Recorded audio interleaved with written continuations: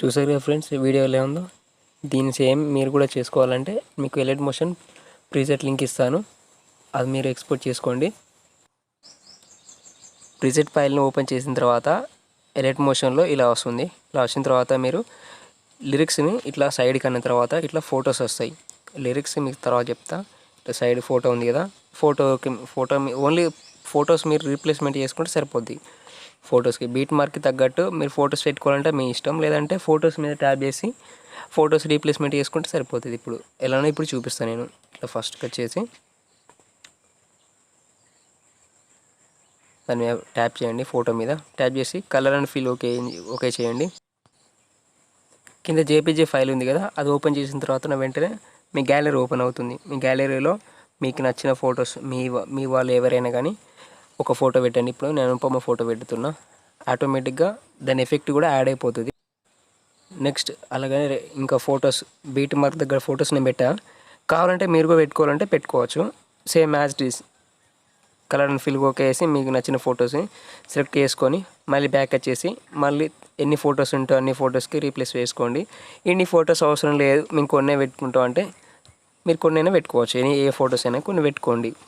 కాకపోతే beat mark తగ్గట్టు పెట్టుకుంటే ఏంటంటే తగ్గట్టు ఉంటాయి అన్నట్టు, మ్యూజిక్ తగ్గట్టు ఫొటోస్ చేంజ్ అవుతూ ఉంటాయి అన్నట్టు ఫొటోస్. నేను అన్నీ పెట్టేసిన తర్వాత మీకు చూపిస్తా ఎలా వస్తుందో. దీనికి ఇప్పుడు మనం ఎఫెక్ట్ని యాడ్ చేద్దాం అన్నట్టు.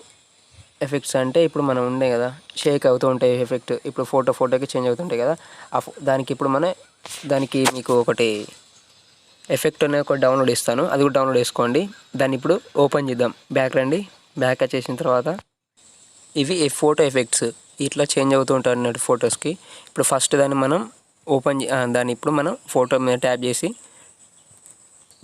చేయండి. అక్కడ ఎఫెక్ట్స్ ఉన్నాయి కదా, కింద 3 డాట్స్ పైన కాపీ చేసుకోండి.